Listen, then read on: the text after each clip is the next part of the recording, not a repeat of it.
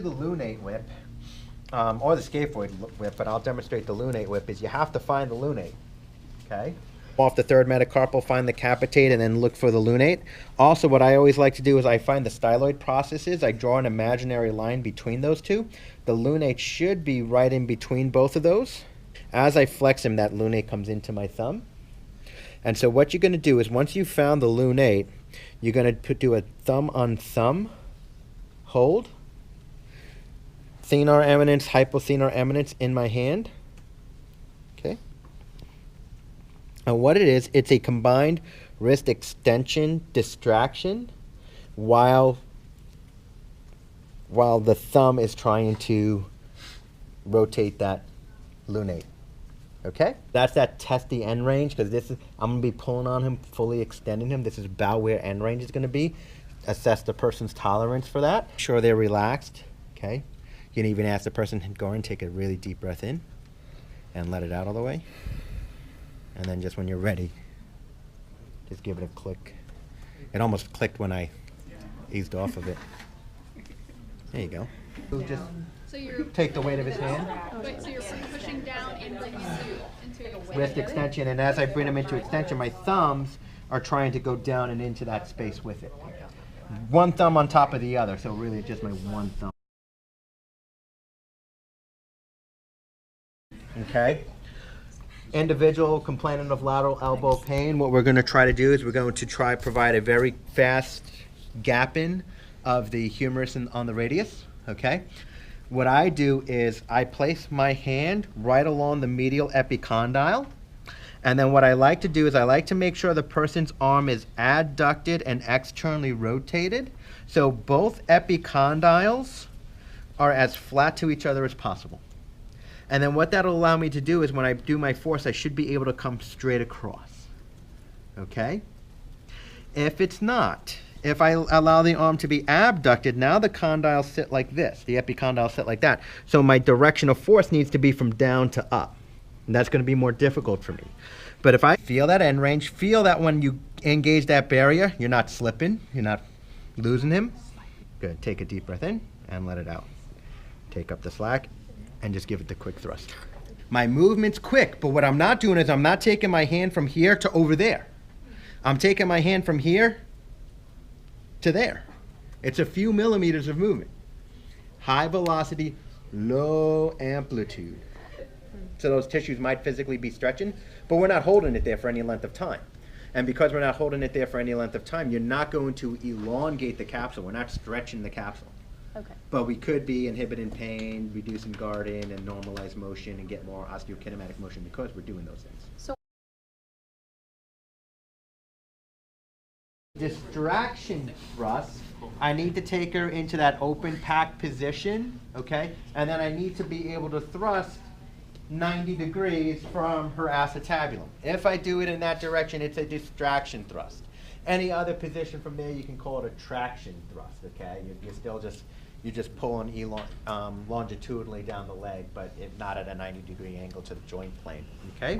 I'm going to take a straddled stance because the thrust itself is going to be right down the long axis of the leg. So if this is the plane I'm pulling her in, this is the position I want my feet in. Arms at your side, 90-degree angles, hands over the malleoli, okay? We're not doing this through the foot, but over the top of the malleoli, have the person take a deep breath in and let it out. I take up the slack, and so in that one, what I'm doing is I'm dropping onto my heel. That is the long axis distraction / traction thrust. The proximal tib fib, you best get the posterior to anterior force on the fibula. So the way I do metacarpal phalangeal joint in the popliteal fossa, moving the soft tissues laterally, so get the soft tissues laterally so you can get that first MCP as on top of the fibula as possible, okay? That is the external rotation and flexion. Then you take that to the end range. The person can take a deep breath in and let it out.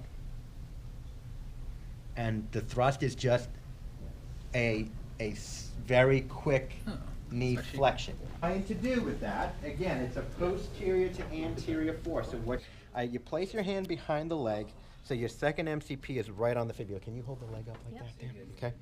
So now that I've got my finger, my second MCP right on the posterior fibula, you're going to start bending the knee and externally rotating it. And when you externally rotate it, what should be happening, these are fused together with wire.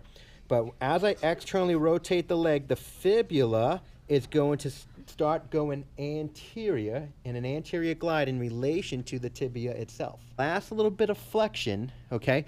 The tibia is going to posteriorly glide because you flexed the knee, but you've stopped the fibula from going with it. So the fibula is going anterior in relation to the tibia. If you were to internally rotate the leg, it actually buys you a better access point on top of the fibula with the same thing at the end where, so now that the tibia is internally rotated, I take up all that slack and now I bend the knee, that the fibula will still again go anterior in relation. So that the heel is just off the edge of the table, but the tibia and fibula are on the table, okay?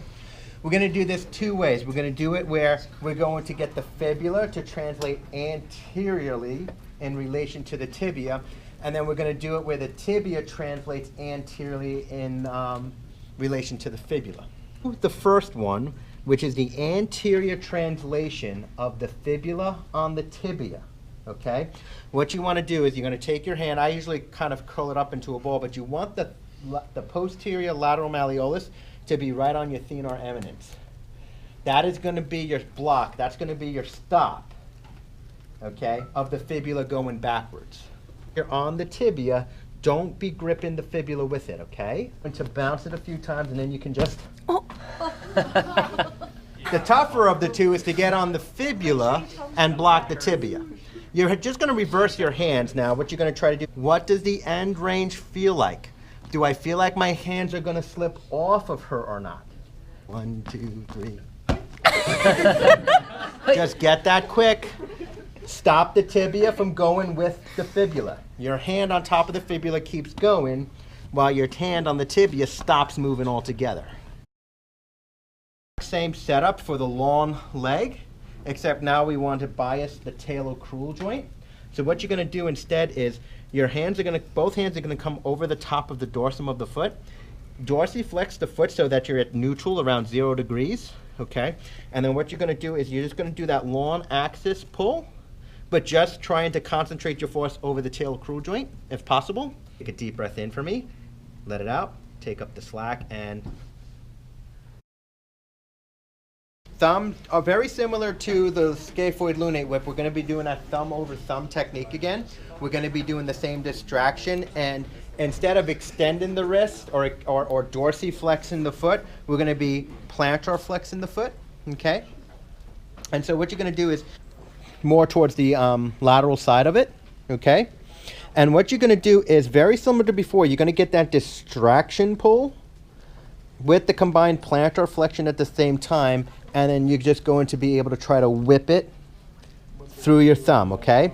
Now what Dr. Osborne was showing, in some instances, if you can get the person to do it, you can even get them to go into the table when you do that. What you're doing with your hands, okay, your hands need to be over the metatarsals. Don't put them over the cuboid. So just have them over the metatarsals, then the cuneiforms, but really just the fourth and fifth metatarsal, because that's what's articulating with the cuboid. You need your hands there. And so when you come down and in, and if you can hit the table with it, then what that does is it allows the cuboid to glide and rotate dorsally this way, while you're stabilizing the fourth and fifth metatarsal as it does that. Backwards towards me. And some people will do this technique actually from a standing position. Again, the idea is to take them into that end range plantar flexion, try to stabilize the metatarsals with this hand while your thumb is trying to rotate that cuboid around. It's the same technique in every position, but they're all... Remember, I need to plantar flex his foot, internally rotate his hip, and get his... Just move forward. The reason why this one works a lot, and Dr. Osborne, I was talking, very similar to the lunate. The lunate whip, the cuboid whip, seem to always work best when there is a true mechanical disruption of the position of those bones, okay? If the cuboid is really rotated, which does happen, we can look at it and see that that's actually happens in individuals' feet. You do these techniques and immediately the pain's better and they're walking better and there's a lot of relief there, okay? If there isn't a true mechanical problem, how much this helps, probably not so much.